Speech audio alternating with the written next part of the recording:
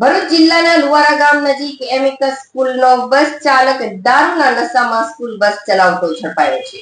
પોલીસે ચાલક વિરુદ્ધ ગુનો નોંધી કાયદેસરની કાર્યવાહી હાથ ધરી છે. ભરૂચ જિલ્લાના લુવારા ગામ નજીક એમિકસ સ્કૂલનો બસ ચાલક દારૂના નશામાં સ્કૂલ બસ ચલાવતો ઝડપાયો છે.